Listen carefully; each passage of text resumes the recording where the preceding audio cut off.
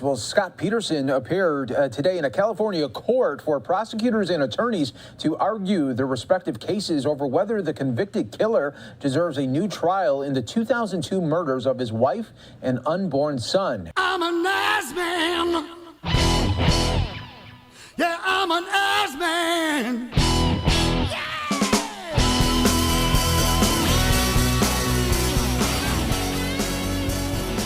Woo! Hot start. So yeah, I sat down to record this premium episode by myself. Caitlin's at work, and I was like, shit, man, I'm going to turn on the news. I'm going to see what's going on in the world. And apparently, Scott Peterson's back in court. It's weird. I mean, he did it, right?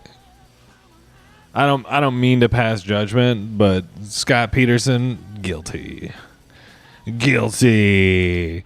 910-557-2871. So yeah, I don't know. We're getting back into the actual schedule of recording these podcasts, and it's it's a lot. We're remembering what it's like to live in Arizona. It's the desert. It's a nightmare, guys. It's too hot all the time. Now all of a sudden it's doing this new thing where it's humid. It's like, yeah. Anyway. You guys aren't subscribed to the premium podcast to hear me talk about the weather. So if you hear some noise in the background, that is what is called in the industry a dishwasher. And I just need to get those dishes done. So to set the scene, I am in my living room, Kate and I's living room, and there is a very formal, informative looking tuxedo cat staring out the window at what I can only assume is a spirit or some sort of ghost haunting the apartment. Wouldn't that be fucking crazy to just realize, oh shit, my apartment's totally haunted? My house is haunted. Well, I think for a while you'd be like, oh, this is kind of cool. It's a conversation point at a cocktail party. My house is haunted. Like, oh shit, what happens? Well, sometimes I come downstairs and the cupboards are open. It's like, whoa, dude, it's crazy. Then the next week you're like, Gary's house is haunted. I was like, I don't want to fucking talk about that shit anymore. I said no more.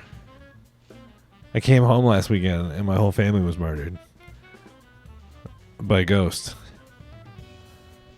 I definitely didn't do it. That's what always happens when you move into a haunted house. It's some shit like that, some Amityville horror stuff. Does that actually happen, or do you think it's more people losing their minds, realizing they're upside down in a house that kind of sucks? Like, well, maybe if I convince people it's haunted, the resale value will go up. One of these true crime weirdos will move in. I want to live in a haunted house.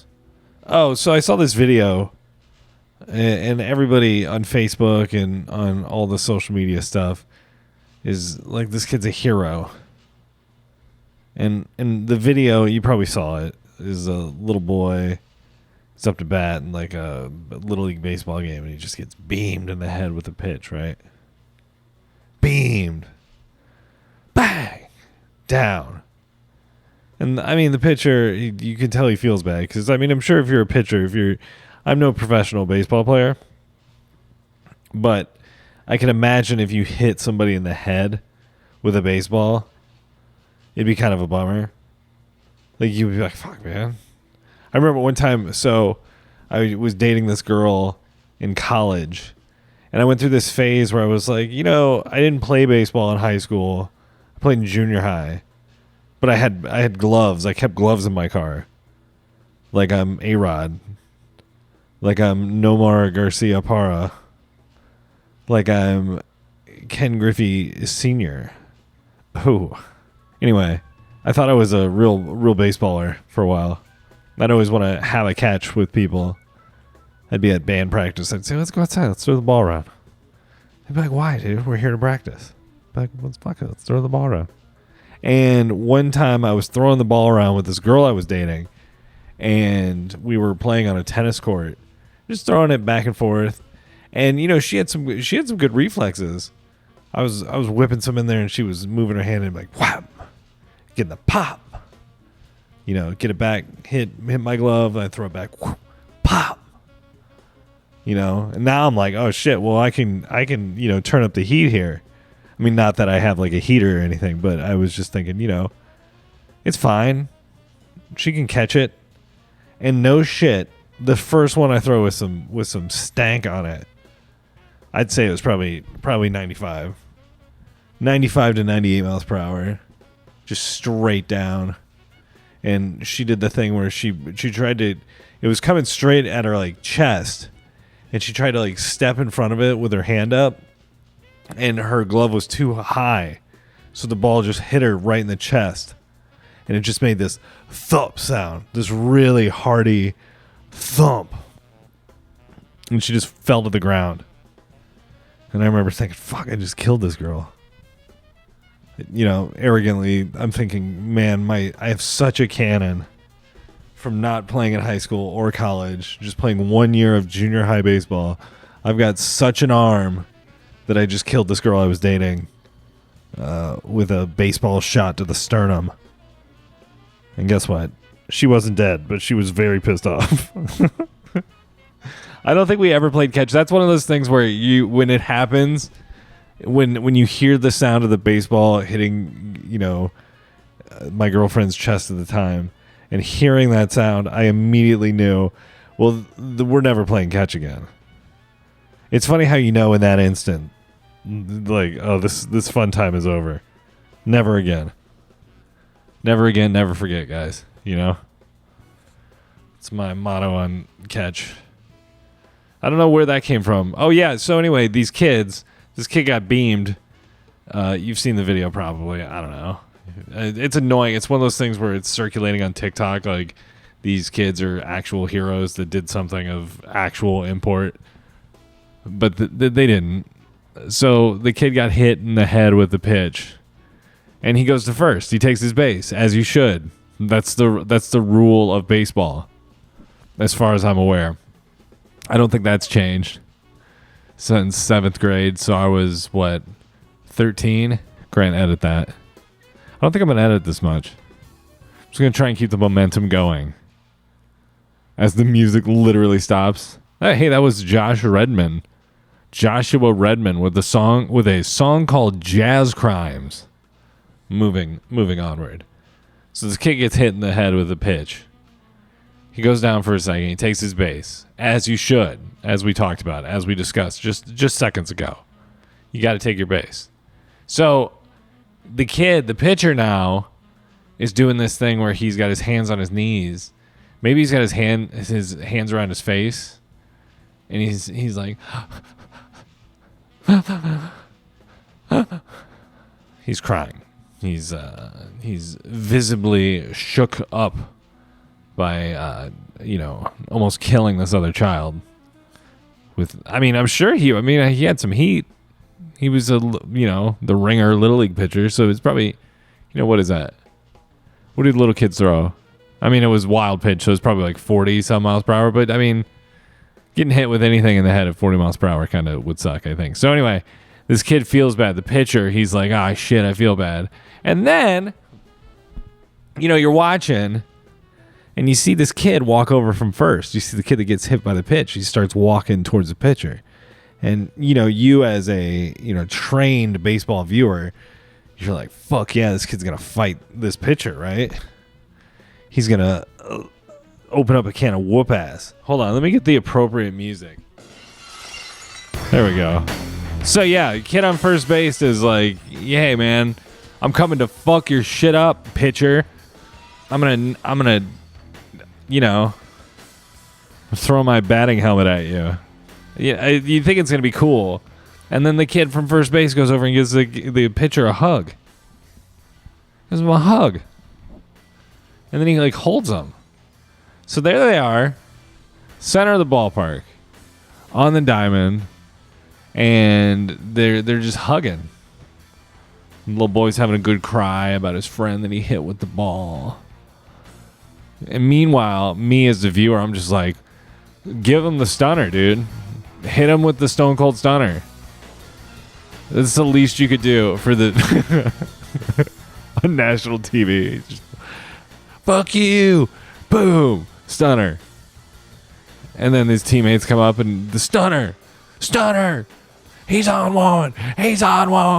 Stone Cold. See, that's what, honestly, I have two problems. It's one that the kid didn't beat the shit out of the other kid. You know?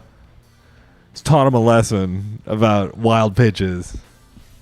If I get hurt, you get hurt, brother. It's baseball.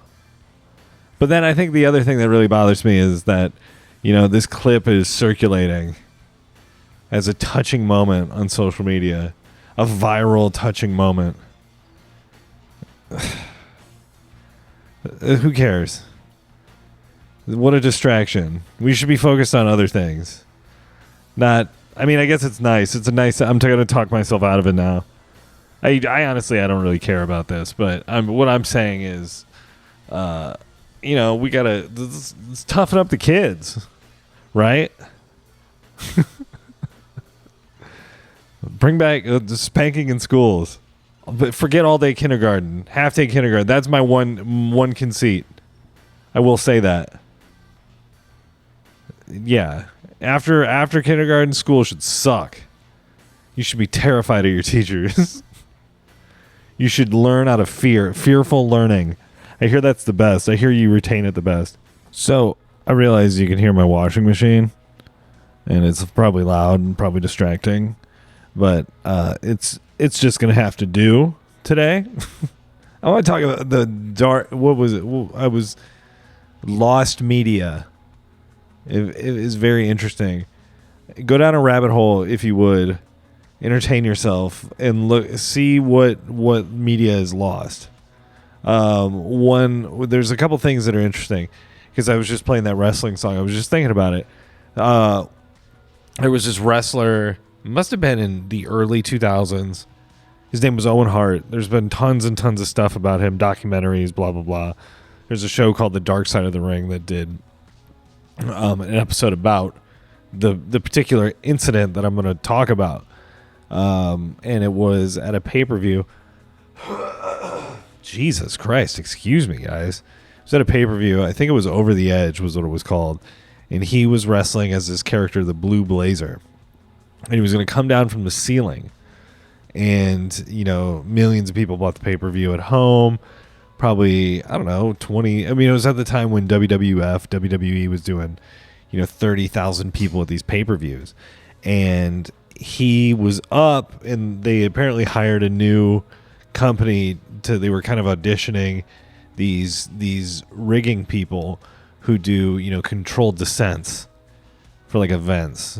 So they do zip line stuff. They do these quick release, quick drops that were really popular in the late 90s before this incident. And so this new crew had Owen Hart up on the thing, and I don't quite know what the issue was, but Owen Hart, something happened with the thing you pull, and I don't know if he accidentally pulled it or if it just went off, but he ended up falling quite a bit, probably I don't know how high an arena ceiling is, but fucking high. And he fell into the ring and hit his head on the turnbuckle and did a backflip and just was dead. Just completely dead, on impact. And they didn't have any cameras on the ring at the time, because it was in this, they were playing a promo. He was giving a speech, a pre-taped speech on the monitor when he fell to his death, right? And they come back and they're like, some JR says something like, I've been in the entertainment industry and this is not part of the show. I repeat, this is not part of the show. We'll let you know when we know more. And then they had the next match after they wheeled out Owen Hart. But Owen Hart was already dead. I think Owen Hart died in the ring. I think when he broke his neck or some crazy thing. Anyway, they have said that footage exists. There were cameras on the ring because they were shooting a pay-per-view. There's always cameras on the ring, right?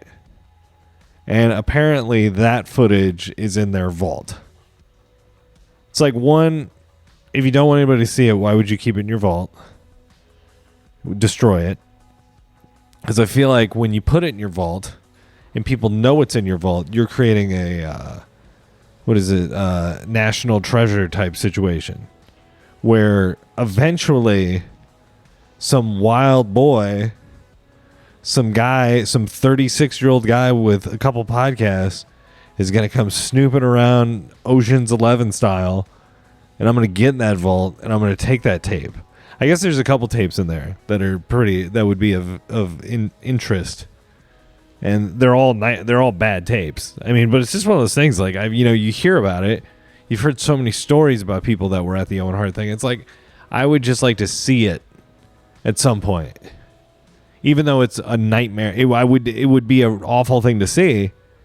It'd be like a completist thing. I'd be like, oh, okay, I can finally sleep, having seen Owen Hart fall to his death. What else? So there's this nostalgia thing that's happening right now. Obviously, everybody's 10 years old watching Star Wars. Everybody's a superhero now with their Marvel stuff, their DC. You go, okay, cool. And then, I always complain about how there's nothing new and we just recycle the same shit. And obviously there's only like so many stories that can be told. Just like there's only so many notes that can be written into like melodies and shit. So eventually you're running out of songs to run out of movies. Especially we're rapidly running out of superhero movies, I think, which will be a blessing. But I saw the Field of Dreams. They're really making a push on this anniversary. I don't know which one it is, but they've had news crews out every day in front of this cornfield baseball thing. Never got it. That was a movie that completely missed me. I don't know. Maybe I'm wrong. Maybe it's a great movie, but people who are like Field of Dreams is my favorite movie. It's like, come on, have you seen any other movies? Have you seen Angels in the Outfield? Have you seen Babe, Pig in the City? Have you seen Dennis the Menace starring Walter Matthau? That was a fun movie. He had the flower. He had a weird flower that only bloomed for 5 minutes once every 10 years, and Dennis ruined it for him. And he was like, Dennis, you son of a bitch. What was his name? Mr. Wilson?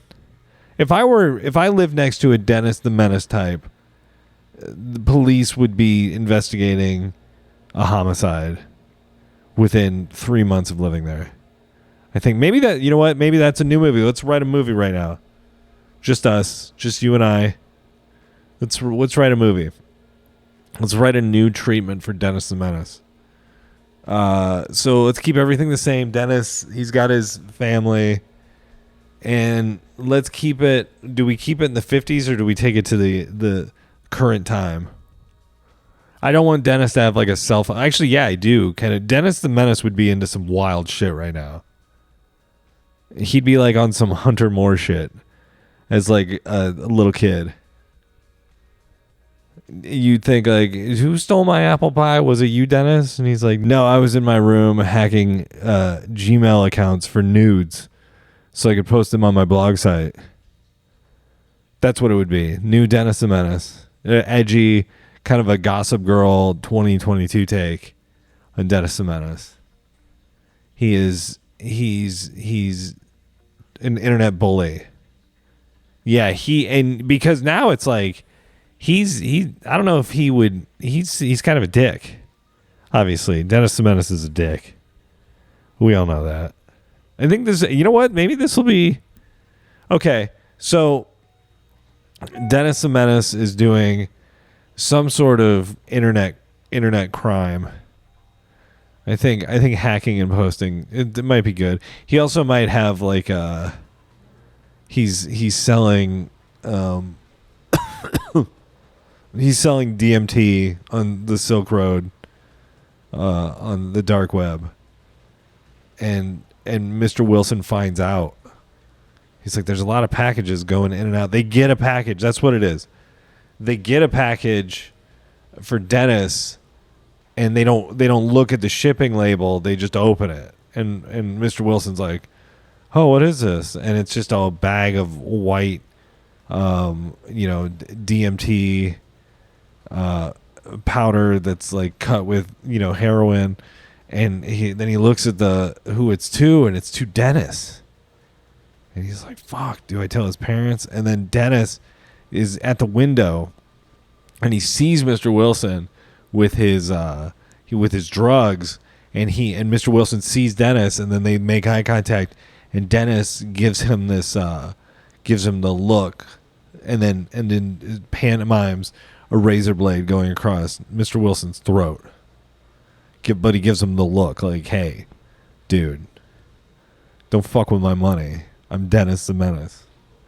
And then basically it's kind of like this cat and mouse game where Mr. Wilson is trying to get a loan with Dennis's parents, but every time Dennis comes in and it like ties Mr. Wilson's shoes together, ties his laces together. Yeah.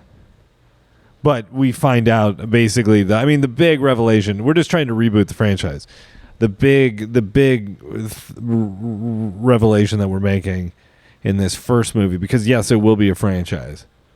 I'm imagining 4 to 5 movies, probably ending with. If I had to say, Dennis dead in Mexico. End of movie 4. But then the last 2 movies are going to be prequels to the movie we're writing now, where Mr. Wilson finds out that he is the town's biggest DMT, fentanyl, and heroin dealer. Yeah. And let's see, who are we casting? Dennis the Menace. Let's see, we want somebody menacing. Ooh, he's also, he's 7 years old. So maybe we get like Jesse Eisenberg. Maybe we get like a Jesse Eisenberg type, or we could do something really progressive, and we could get Ruth Langmore from Ozark. Is that Julia Garner? She could be Dennis. There we go. That's it. She is Dennis the Menace. I know she did Ozark, and that's all about drug trafficking and stuff. And I hope she's willing to, consider a project with some drug trafficking undertones. It's not the whole story, because there is part of and hopefully the thing we get across in the first movie is that Dennis is he's a sweet kid deep down.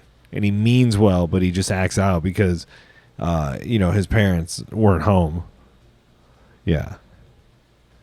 Yeah, his mom is a high-power attorney. And dad is just kind of a diminutive guy. That's why I think Dennis sees his dad, and he's like, I don't want to be this. I want to revolt against this. That's it. Thus leading him to be, the region's biggest fentanyl pusher, Dennis the Menace. I think we're off to, okay, so what's the problem? I guess like the main issue in this, the major dilemma is that Mr. Wilson finds out. But do we find out as an audience at the same time Mr. Wilson finds out? Is that how we're playing this? I think we should know. I think it should be the first 45 minutes of the movie are like kind of like a Boogie Nights, Paul Thomas Anderson fever dream with we got to let's get the score right. Yeah. Okay. Now we're talking.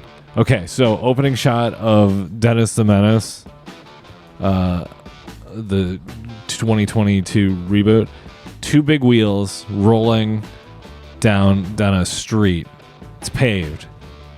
Then there's some cracks. Then it kind of zooms out, and it's Julia Garner in a pair of overalls on a big wheel, and she's got aviator sunglasses on, and let's see what else. She's got overalls. She's got like the striped short sleeve shirt, classic like Chuck Taylor's. Maybe PF Flyers, who knows? cruising down the street, and all the kids, when Julia Garner, aka Dennis the Menace, rolls up, they're like, holy shit, fuck yeah. And she's just passing out bags and just collecting cash, and she's putting the cash in a teddy bear backpack, because she's 7 years old. She's just stuffing cash and all these. Then the next shot is a drone shot of all the houses, and all the little kids in the neighborhood are just laying in their yards, passed out from the destruction that Dennis did. And you realize now as a viewer, you're like, fuck, man, did Julie Garner just kill all those kids? No, she's their drug dealer, and she wouldn't do that because she needs them to come back. So then the next, this next portion is like her in her garage, cutting up the supply as Dennis the Menace. And maybe Dennis's mom. Oh, no. Dennis's diminutive dad walks in to the garage. And he's like, you see him, because the song's playing. This is happening. So you just see him go, hey, what are you doing, Dennis? And he's like, get the fuck out of here, Dad, you piece of shit. And then you hear Walter who's the Mr. Wilson, who we haven't cast yet. He's like leaning against the door, listening to Dennis screaming at his dad. He's like, "You don't fucking make any money, Dad. I bring in so much money." And it's Mr. Wilson like looks at his wife and like shakes his head and is like, "Oh shit, where do we live? We live next to a monster." Okay, so that's like the first. So we're 2.5 minutes into the movie now. I think we're off to a hot start. Oh, and then this happens. And yeah. Oh, it's okay. I know what it is. It's like kind of a Goodfellas moment where as this is playing, Dennis is leaving the garage. He just told his dad to fuck off, and he gets back on his big wheel, and he just starts spinning the tires in the driveway. Now the fucking big wheel's fishtailing back and forth. Shit's crazy. And you're like, holy shit, is this a Dennis the Menace movie?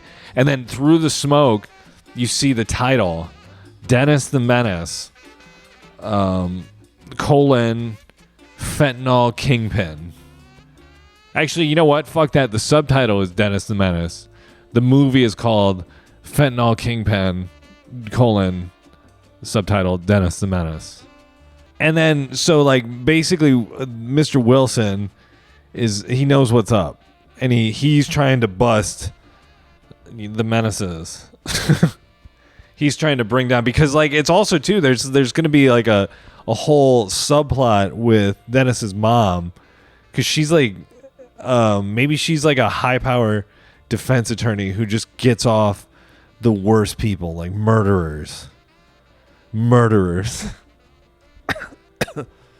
Dennis's mom represented, yeah, that's it. So then like, and maybe Mr. Wilson is like a retired police officer, and he knows that Dennis's mom got off like a kingpin, like a cartel. Yeah, there we go. Like, let's work the cartel in here. That's better, because then that kind of connects how Dennis is getting all the shit. Okay, so now we've got the kingpin element introduced. I'm glad we're working this out. A lot of good stuff just falling out right now. So Dennis's mom is representing this drug kingpin, and maybe Mr. Wilson was retired. Yeah, and he's like retired drug enforcement, and he's been on the case for years, and he knows that Dennis's mom got, this real slimy fucking dude off for some racketeering charges or some evil shit, whatever. So Mr. Wilson now hates Dennis, partially because, he sucks and he's a shitty kid, and he's like, ruining his garden parties and stuff like that, but also because his mom kind of ruined his life, and, they're next door neighbors. So like the tension's like always, there's always a lot going on. I mean, clearly we got some heat now. We got the ball rolling. This feels good. This feels right. I've been wanting to, really put a pen to paper on this movie idea. I'm glad we settled on Dennis the Menace, and I'm glad we've got Julia Garner connected. Now, we're going to need to think about director, writer. Obviously, I will be a writer and executive producer on the project. But I'm thinking for the trailer, we need intensity. We need to tell people, hey, this is fucking Dennis the Menace, but with like a new twist. With like the 2022 fentanyl razor's edge, and then it's just like you see the hair, you see Julia Garner's like the back of her head, and then I think when this My Name Is Kid shit happens, which is coming up, it's like the camera's panning down, and then light, just spotlight on the hair and the overalls. And then, like, as the beat drops, Julia Garner spins around and smiles and holds up her teddy bear book bag of cash and then, like, a bag of the fentanyl heroin mix. And it says, Dennis the Menace in impact font. You know what?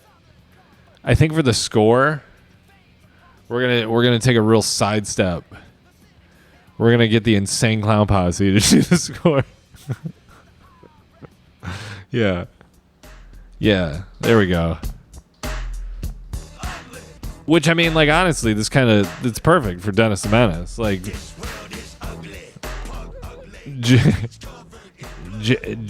Violent J and Shaggy 2 Dope are basically, they are Dennis the Menaces, you know? It's like Julia Garner hears that Insane Clown Posse is doing the score and she backs out. She's like, you know what? Let's check this out. This is a new Insane Clown Posse song. This world is ugly. Yeah, you know what? Yeah, we need that sort of shit to happen during the movie. Yeah. Yeah, you know what? Fuck it. We'll make like a 90s movie. We won't even use a score, dude. We'll just use songs. We'll just use the Insane Clown Posse back catalog for our score. Win. 910-557-2871. Let's see. I mean, I'd like to get a David Fincher or I would say Ridley Scott, but Ridley Scott, man, fucking House of Gucci sucked. No, thank you. All right, you guys, it's time to take off. Thank you for subscribing to the premium episodes. You guys are awesome. Really appreciate it. Kate and I will be back to our normal full recording schedule next week, which I'm very excited about. Those episodes are way more fun with Kate, and I hope you guys don't hate that you had to sit through I don't know, what was this, about a half hour of me acting like a crazy person. So to make up for it, I'm going to play this awesome song by The Band, and this song is called Ophelia.